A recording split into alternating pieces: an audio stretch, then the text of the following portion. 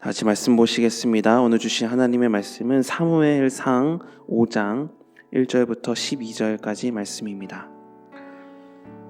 사무엘상 5장 1절부터 12절까지 말씀입니다. 우리 다 같이 한 목소리로 합독하시겠습니다. 블레셋 사람들이 하나님의 궤를 빼앗아 가지고 에베네셀에서부터 아스돗에 이르니라. 블레셋 사람들이 하나님의 궤를 가지고 다곤의 신전에 들어가서 다곤 곁에 두었더니 아스돗 사람들이 이튿날 일찍이 일어나 본즉 다곤이 여호와의 궤 앞에서 엎드려져 그 얼굴이 땅에 닿았는지라. 그들이 다곤을 일으켜 다시 그 자리에 세웠더니 그 이튿날 아침에 그들이 일찍이 일어나 본즉 다곤이 여호와의 궤 앞에서 또다시 엎드려져 얼굴이 땅에 닿았고 그 머리와 두 손목은 끊어져 문지방에 있고 다곤의 몸뚱이만 남았더라. 그러므로 다곤의 제사장들이나 다곤의 신전에 들어가는 자는 오늘까지 아스돗에 있는 다곤의 문지방을 밟지 아니하더라. 여호와의 손이 아스돗 사람에게 엄중히 더하사 독한 종기의 재앙으로 아스돗과 그 지역을 쳐서 망하게 하니 아스돗 사람들이 이를 보고 이르되 이스라엘 신의 궤를 우리와 함께 있지 못하게 할지라.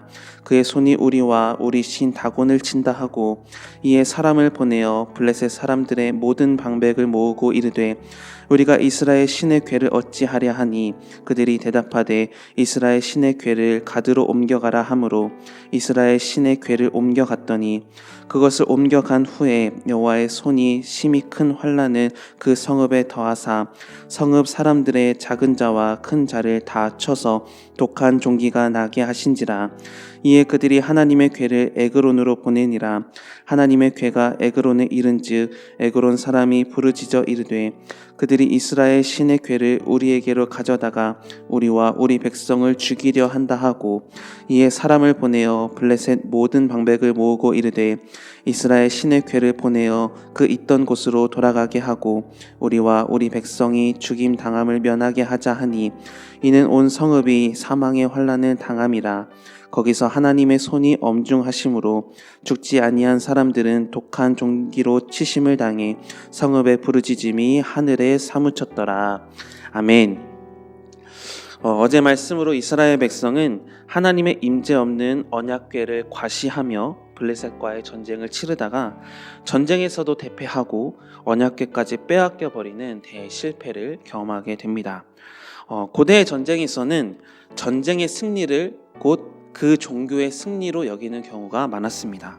그러니까 블레셋은 이스라엘과의 전쟁에서 이제 승리를 했으므로 그들이 섬기는 다곤 신이 이스라엘이 믿는 여호와 하나님보다 강하다, 여호와 하나님을 이겼다라고 생각을 했습니다. 그래서 하나님의 언약궤를 다곤의 신전에 갖다 둔 것이 바로 이것을 상징하는 거예요. 마치 여호와가 다곤에게 패하여서 그 신하가 되었다라고 선포하는 행위를 벌인 것이죠. 그러나 오늘 본문에서 여호와 하나님은 이스라엘의 패배가 곧 여호와 하나님의 패배일 수는 없다라는 것을 나타내십니다. 하나님은 이스라엘이 전쟁에서 패배하고 언약궤도 빼앗겼지만 하나님의 하나님 되심과 하나님의 영광을 잃지 않으셨음을 보여주고 있는 장면이 오늘 본문의 장면입니다. 먼저 1절부터 5절까지의 말씀을 보면 하나님은 다곤 신전 안에서 하나님의 영광과 권능을 보여주시기 위해 다곤 신상이 언약궤 앞에 엎드러지게 하셨습니다. 이것은 다곤 신상은 하나님이 세워주지 않으면 사람이 세워주지 않으면 결코 일어설 수 없는 존재인데 다곤 신상은 그저 하찮은 피조물이다라는 것이죠. 그리고 다곤 신상이 엎드러진 모습은 마치 하나님 앞에 다곤 신이 절하면서 항복하고 있는 듯한 모습을 보입니다.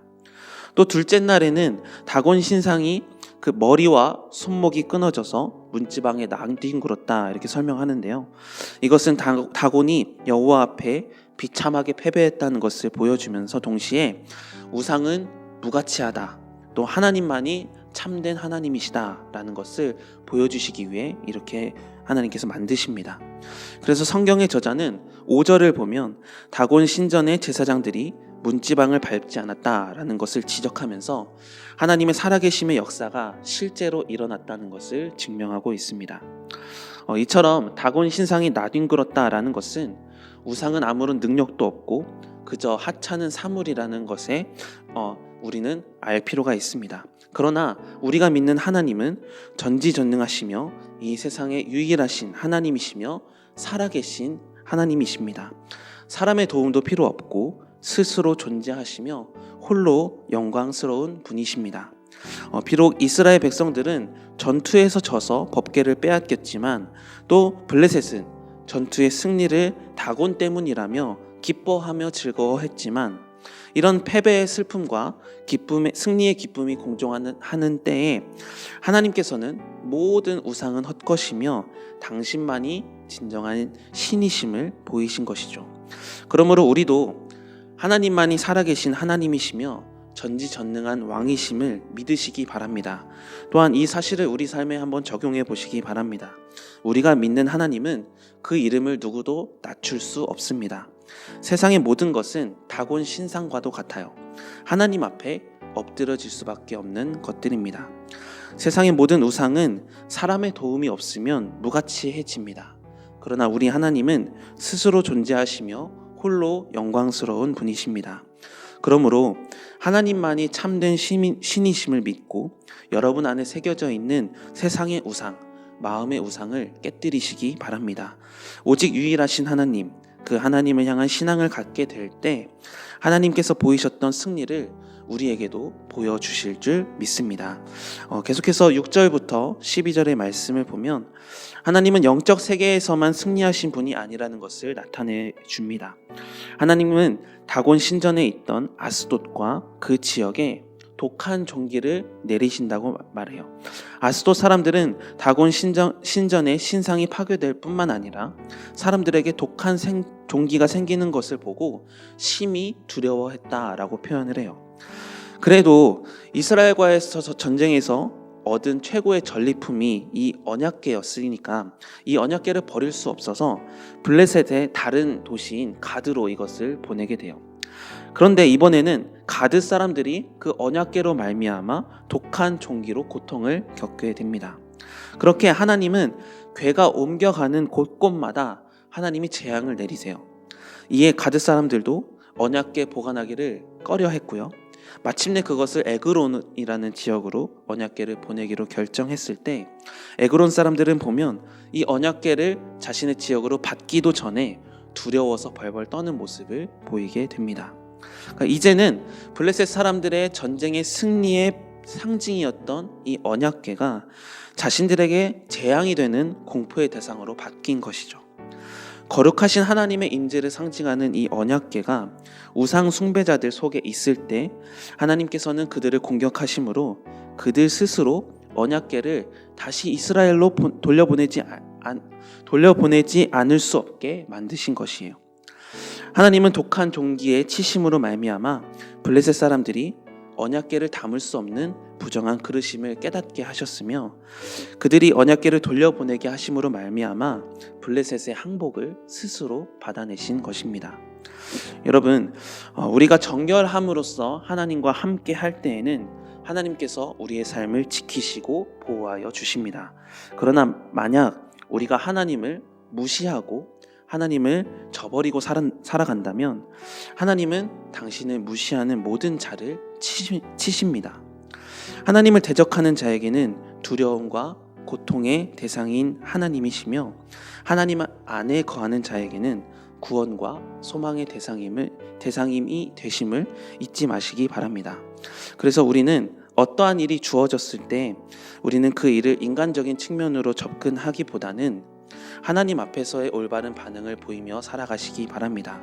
만약 환경과 상황에 매여서 하나님을 무시하고 살아간다면 하나님의 은혜가 여러분에게 굉장히 부담스럽고 껄끄러운 것이 될 것입니다. 그러나 이것은 하나님의 원하시는 방법이 아닙니다. 우리는 상황과 환경을 넘어서서 하나님이 나에게 무엇을 원하시는가 이것을 생각하며 세상적인 방식은 다 내려놓고 하나님 앞에서의 삶을 살려고 노력하며 간구하고 기도할 때 살아계신 하나님은 은혜와 자비하심으로 여러분의 삶을 생명의 길로, 의의 길로, 복된 길로 인도하여 주실 줄 믿습니다. 하나님은 우리의 부족에도 불구하고 세상을 능히 이기시고 당신의 영광을 스스로 나타내실 분이십니다. 그러므로 세상의 환경과 상황의 조건에 연연하지 말고 승리하실 하나님을 믿으시며 그 하나님 안에 거하시기를 바랍니다. 하나님 안에서 영적 승리를 경험하며 육적인 하나님이 주신 기쁨도 경험하는 성도님들이 다 되시기를 바랍니다. 사랑하는 성도 여러분, 하나님은 모든 역사 가운데에서 하나님의 하나님 되심을 스스로 보여주셨습니다. 하나님은 능력과 힘을 그저 도구처럼 이용하려 했던 이스라엘 백성 앞에서는 침묵하셨지만, 그에 반해 하나님의 능력과 힘을 멸시했던 블레셋 사람 앞에서는 하나님의 손을 들어 당신의 능력을 보여주셨습니다.